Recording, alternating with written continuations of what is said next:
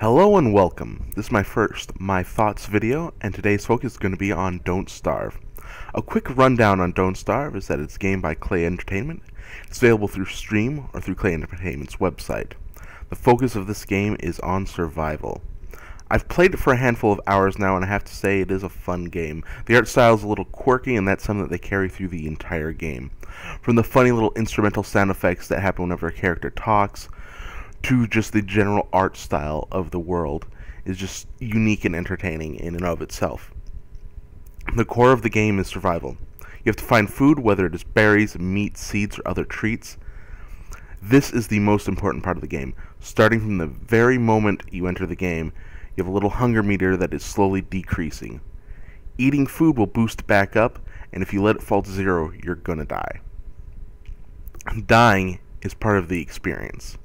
There's a save system so that you can keep playing if, say, you have to go to work in the middle of a game. However, dying is also permanent. Once you die, it deletes all save files associated with that game, unless you found one of several game items that give you an extra life. This is okay though, because dying gives you experience. The longer you live, the more experience you get. Experience will unlock other characters for you to play as. Each one has different abilities. For example, the first character, Wilson the Gentleman Scientist, can grow a magnificent beard. Doesn't sound like much until you learn that in-game you can shave your beard and it is necessary for certain crafting items. So once you stave off hunger, then what? You have to survive the night. Once it gets dark, you need to have a fire or other light source. If you don't have a light source, a mysterious creature, the one that you can never actually see as it only ventures in the darkness of night, will attack and kill you in short order. So it's very important to make sure that at night you have a fire or something to light up wherever you're at. Now, sitting by the fire and eating rabbits might not make for the best game, so thankfully there's more to it than that. A fun crafting system lets you create all manner of items. Starting off with basic tools to gather wood or stone and traps to capture rabbits or other small animals, it quickly grows from there to include the science machine that lets you prototype and build more items. These include walls, floors, alchemy machines, cooking devices, more advanced traps, tents and bedrolls, and just a bevy of items. Things like backpacks, weapons, things of that nature. So the game also includes seasons and a weather system. When it rains, you have to be careful because there's a chance that lightning can strike, and this will cause fires and obviously destroy things that you own or kill you. During the winter, you have to keep warm. This means you have to wear the warm clothing that you can craft, you have to be by a fire, or you have to use several items that you can carry with you that will help keep you warm. So what happens when you have food, a little hovel to hole up in, and some crafted items? You start to explore.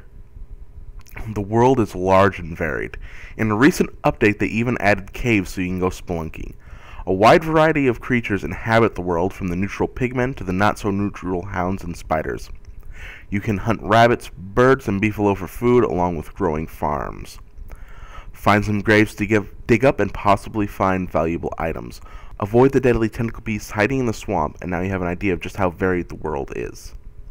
In the long term, though, there is another enemy that is as dangerous as hunger, beasts, and the weather. It's your sanity. A meter will fall and rise depending on your actions. At night, digging up graves or eating monster meat will cause your sanity to drop. Picking flowers, creating new items, and other activities will help raise your sanity back up. Sanity doesn't necessarily end in death when it drops, however. Instead, you begin to hallucinate. Your vision becomes funny. At night, you see eyes in the dark. The rabbits look more like vicious little monsters. And things start appearing a little more frightening than before. The more your sanity suffers, the worse things get. Soon, you'll see monsters creeping around that only you can see. If your sanity goes down too far, these monsters can actually start interacting with you, mainly in the form of killing you. Now, while this game is a lot of fun, it's not perfect. I'd have liked it if they had things a little more intuitive, maybe taught you a little more or gave some hints somewhere. After about 8 hours, I'm still not really sure how to raise my health back up once I'm hurt. Other than that, eating food will raise it a almost unnoticeable amount with each bit of food you eat.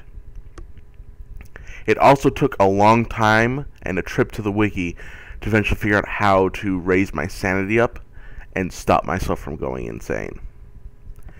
It's not too bad, and I can see how having to learn all this on your own really adds to the survival experience. However, it does kind of suck when you spend hours in this game building things up and making your base and starting to explore, and then you just upright die because of a small mistake, and you lose all that progress and have to start over.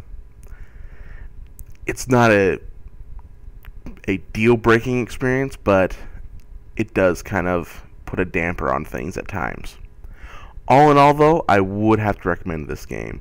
It's fun. It's only $15, so it's not a huge expense to get it. And there's loads of replayability with its completely randomized world and the multiple characters that you can unlock. So I would definitely suggest picking this up and giving it a try if you have any interest in this kind of game.